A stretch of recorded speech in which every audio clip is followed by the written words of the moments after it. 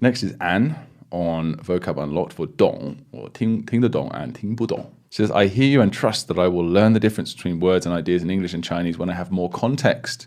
Yes, that was what we usually say when, because the really common question is like, what's the difference between these 3 or 4 or 5 words, you know, in Chinese? They seem so similar because they have essentially the same English definition, but the usage is different. And obviously they're different, otherwise there wouldn't be different words.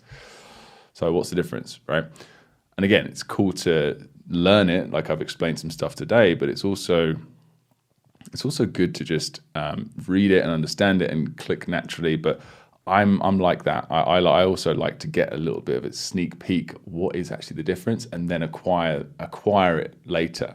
Knowing the difference consciously won't help you use it that much in the moment, but it will. I think I don't have any data or scientific studies to back this up, but I think that it will help you acquire quicker because you're consciously and subconsciously grasping the concepts, the words, right?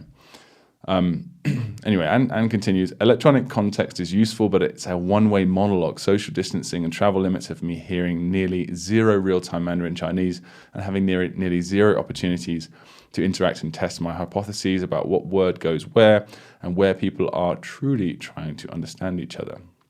Well, I mean, listening immersion is what you need, I think, as well. Like I listened to a Chinese podcast, just randomly just stuck it on this morning, which I don't do enough these days. And I was like, I need to listen to some Chinese. I feel like I'm getting rusty here.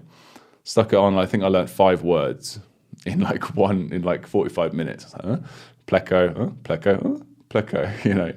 And these days, if you get that, if it's a well done podcast and it's quite interesting, and the people's voices are quite nice to listen to and things like that, or they're talking about a topic that intrigues you, whatever, you connect to that word in the moment. If you have a solid foundation like I do, then you can pretty much learn it without much reviewing, sometimes without any reviewing. It's just, okay, boom, that's now a part of my vocabulary.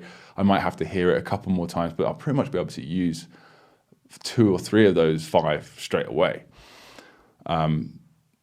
So yeah, that's something that's very, very important, is listening immersion. I think you need to get into it a little bit more as well. But yeah, speaking is also vital.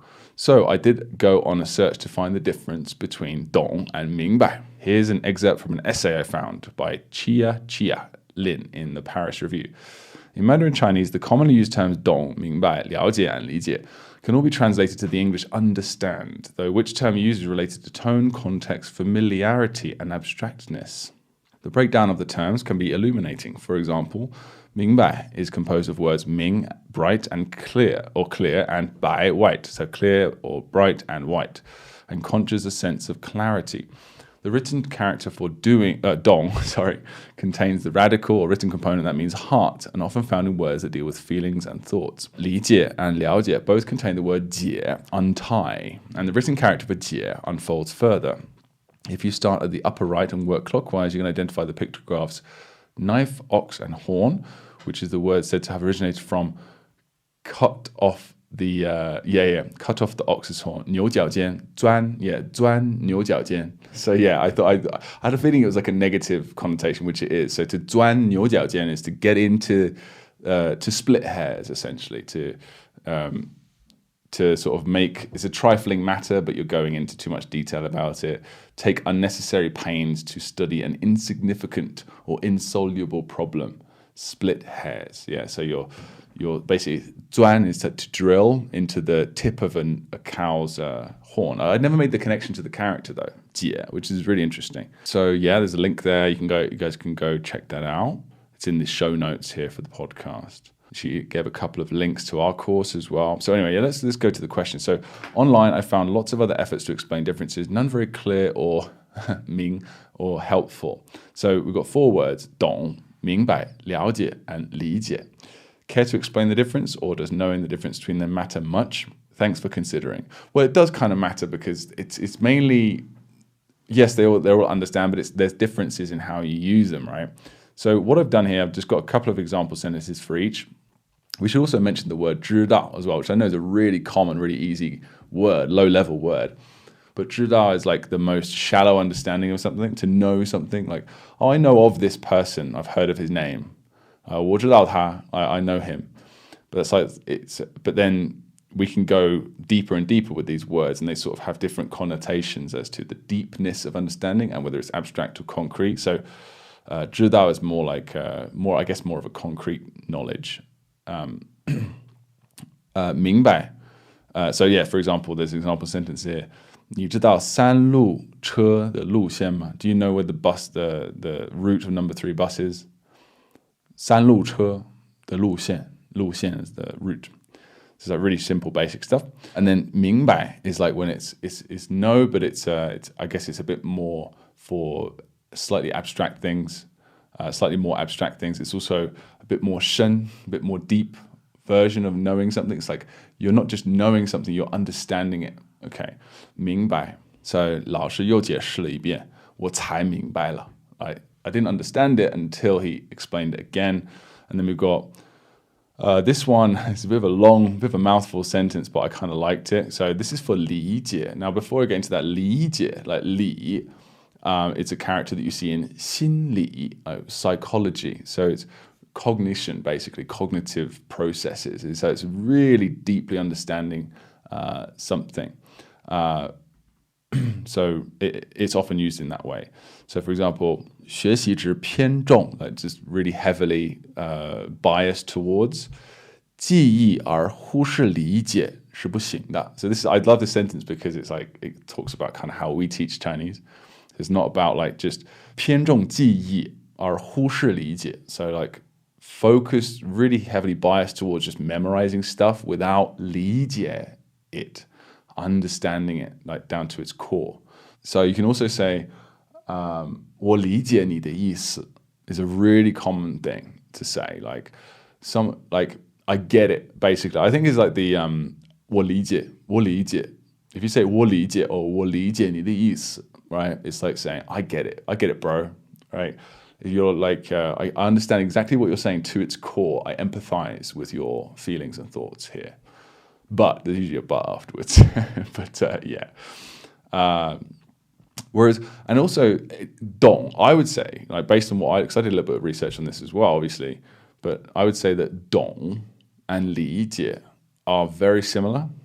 And it's like what the lady said in her article. It's like dǒng has the heart component. So dǒng is like understand to my heart here, I understand to my very core. But it's a single character word. So the pattern, the rhythm of it is different. It can't be used in all situations, which I might go into another time, but I'm not going to go into now. But it's just the poetry of Chinese, the language, the rhythm of it. It just doesn't work. And you need a double character word. So 理解 is often used. But dǒng is also much more colloquial. 你懂吗? 我懂. Or 懂行, right? Is like someone who really gets their job, really gets their not career, their whatever work they're in. They're really like a dab hand at it. So 这一行他很懂, right? So he's an expert in this realm. 行业 is like industry realm. So he really gets this industry. So dǒng is a very deep level of understanding. It's like the other end of the spectrum from 知道, right? And then we've got 了解, right? So I just thought I'd go into a couple. 了解 is like it's not quite, from what I understand, like it's not quite as deep as like 理解. But 了解 is like you understand you get the basic points. Yeah, I got it. I got this problem. I understand. But it's often used in a way of like I understand his behavior. So even if you don't know that person, it's like I get why he did this thing. 我理解他. I get him, or I get why he did this thing. That's why it's usually used. So 我和他是老朋友. 我很了解他. Oh, sorry, I think I used 理解 when I should have said 了解. 我很了解他, not 理解. 我很了解他. Or you can say 我们互相非常了解. We understand each other very well. We've known each other a long time. But it's also 了解国内外科技发展状况. So 了解 is like, in this context, like, yeah, I understand the developments of science and technology at home and abroad. But it's more like comprehend as well. So, yeah, I recommend that, like, me explaining it again is not going to mean suddenly you'll be able to use them all perfectly, and there's probably still some things you're thinking, I don't quite know exactly when to use 理解 and 了解. That's probably the most confusing one, those two. But I hope that helped towards reaching that goal of acquiring those words. And again, just combined with that explanation, just keep getting those sentences, keep practicing with the tutor as well, and start producing your own sentences as well. And you'll get it. You'll internalize it.